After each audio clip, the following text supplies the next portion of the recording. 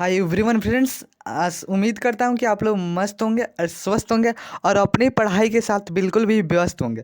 तो चलिए फ्रेंड्स, आज की क्लास को शुरू किया जाए। इसमें हम लेकर आएंगे पोइट्री यानी कि कविता में का है चैप्टर नंबर 3 का ऑब्जेक्टिव क्वेश्चन, जो कि मोस्ट इंपॉर्टेंट है, जो कि विगत परीक्षा में भी इससे बहुत ही प्रश्न पूछा गया है। हम इस वीडियो में पूरा कवर करेंगे, हिंदी सहित अर्थ बताने वाले, जिससे आपको बिल्कुल याद करने में दिक्कत ना हो। तो चलिए फ्रेंड्स, बिना टाइम को वेस्ट किए वीडियो को शुरू करते हैं। तो चलिए, आपका पहला ऑब्जेक्टिव क्वेश्चन क्या है कि फॉर अ डेन, देखिए इस now the lips are the falling fast. सबसे पहले इसका हिंदी समझिए। Now the lips are the falling fast, इसका हिंदी क्या? अब पत्ते तेजी से गिर रहे हैं। क्या? अब पत्ते तेजी से गिर रहे हैं। इसका राइटर कौन हो गए? तो W.H. ऑर्डन। कौन है? W.H. ऑर्डन इसके राइटर हो गए। W.H. ऑर्डन जी इसके राइटर हो गए। Now the lips are the falling fast के। तो देखिए, now the lips are the falling fast के W.H. ऑर्डन इसके राइटर हो गए। अब पोइट्री यानी क्या होता है? तो पोइट्री यानी कविता होता है। तो देखिए, फॉर ऑर्डन यानी कि ऑर्डन जी की एक जो कविता है, एक क्या है? वाजे। एक क्या है?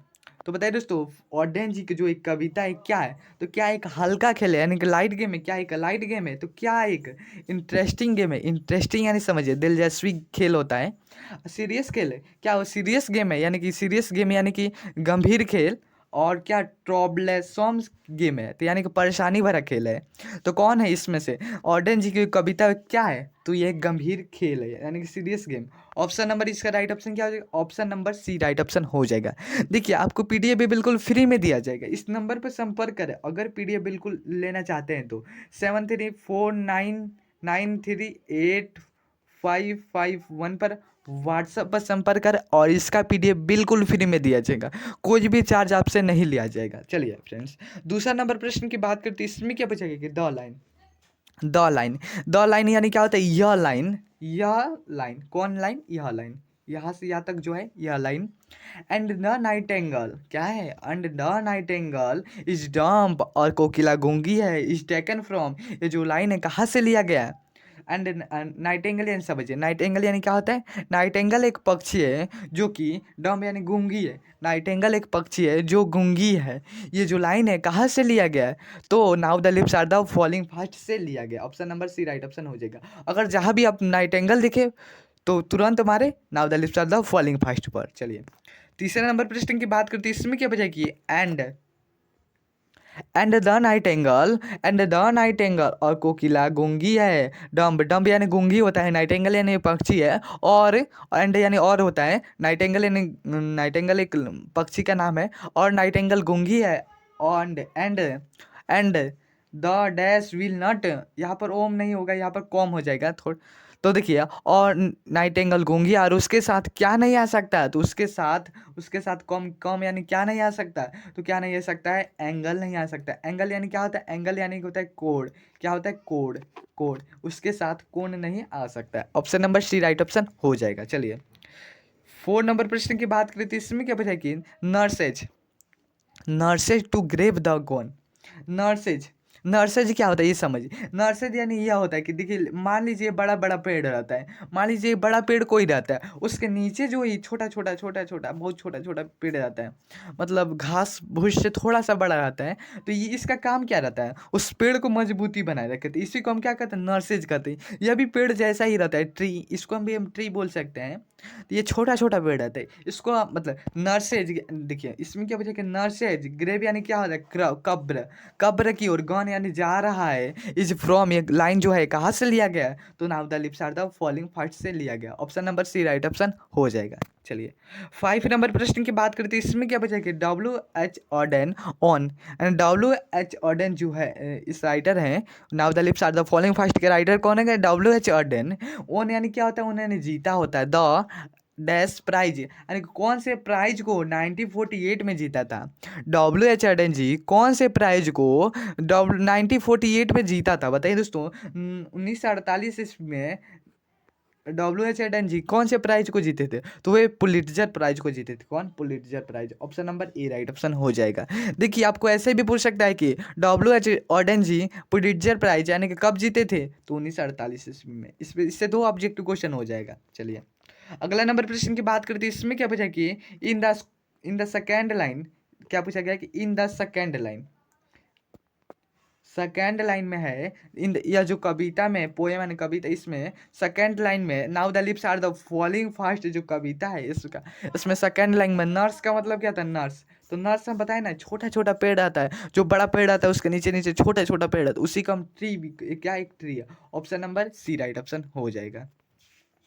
तो चलिए फ्रेंड्स 8 नंबर प्रश्न की बात करते हैं, इसमें क्या पूछा गया, इन द पोएम, यह जो पोएम, इन द पोएम, यह जो पोएम है now the lips are the falling fast, कौन, now the lips are the falling fast जो पोएम है, इसमें विस्परिंग नेवर्स का मतलब क्या होता है, स्टैंड यानी मतलब होता है, स्टैंड यानी अर्थ भी कह सकते हैं या मतलब भी कहते हैं। यह जो पोएम है now the lips are the falling fast, इसमें विस्परिंग नेवर्स का मतलब क्या होता है, विस्परियन यानी समझिए फुसफुसातना, फुसफुसाते होते हैं, और नेवर्स यानी क्या होता है, पड़ोसी। तो फुसफुसाते पड़ोसी का अर्थ क्या होता है इस जो कविता है now the lips are falling fast में, तो इसमें क्या होता है, एजेंट ऑफ डेथ, क्या, एजेंट ऑफ डेथ यानी कि मृत्यु का agent. Option number D right option हो जाएगा। चलिए अगला नंबर प्रश्न की बात करते हैं, इसमें क्या पूछा है कि trolls, trolls mentioned in the poem, trolls mentioned in the poem now the lips are the falling fast.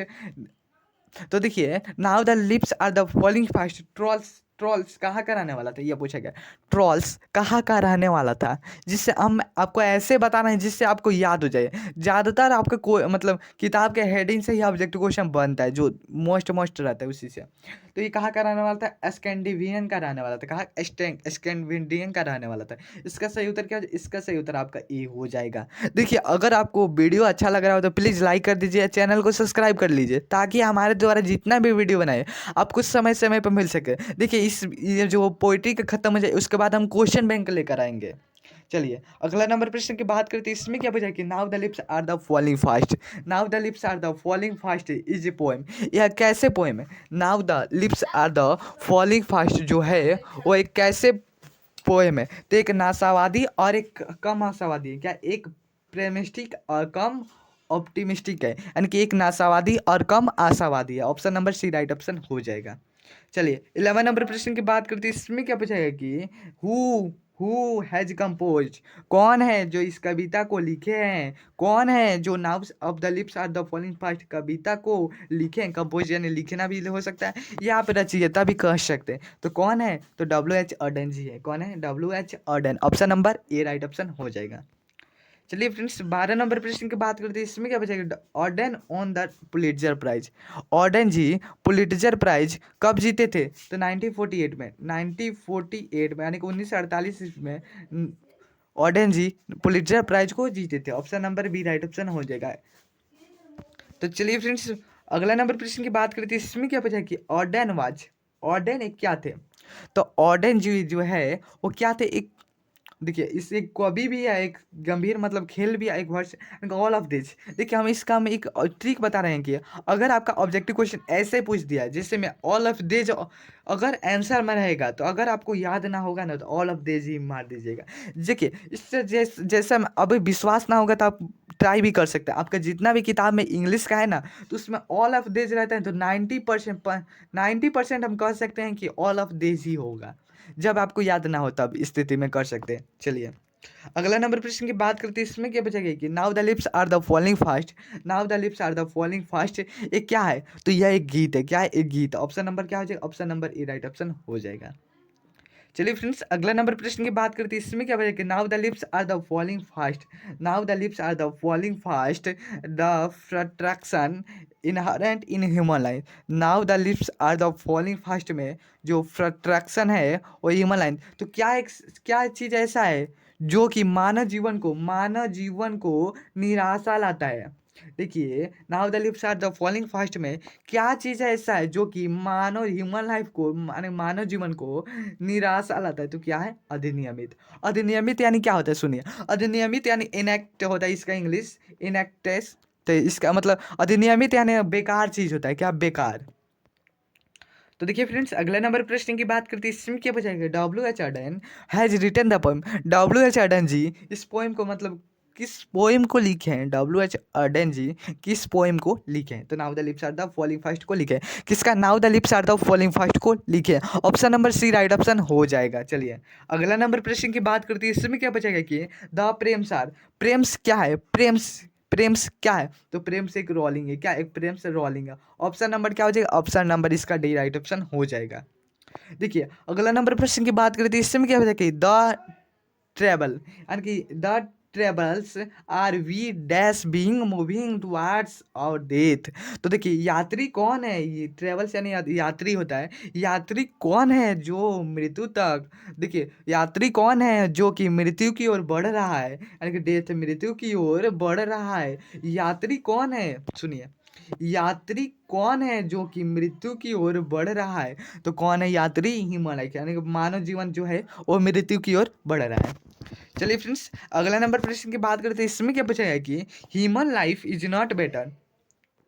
तो देखिए human life is not better यानी कि मानव जीवन का जो मतलब जीवन होता है वो बेटर नहीं है। मतलब क्या उससे उससे बढ़िया क्या है, तो उससे बढ़िया मृत्यु ही है, उससे बढ़िया क्या है, मृत्यु है। ऑप्शन नंबर इसका बी राइट ऑप्शन हो जाएगा। देखिए फ्रेंड्स हम now the lips are the following fast से ऑब्जेक्टिव क्वेश्चन हम करा दिए हैं। अब हम अगले वीडियो में लेकर आएंगे इसके चैप्टर नंबर 4 का ऑब्जेक्टिव क्वेश्चन। इससे पहले का आप वीडियो नहीं देखे हैं तो वीडियो का लिंक डिस्क्रिप्शन में रहेगा, वहाँ से आप देख सकते हैं। तो मिलते हैं अगले वीडियो में। Thank you, thanks for watch. जय हिंद, जय भारत।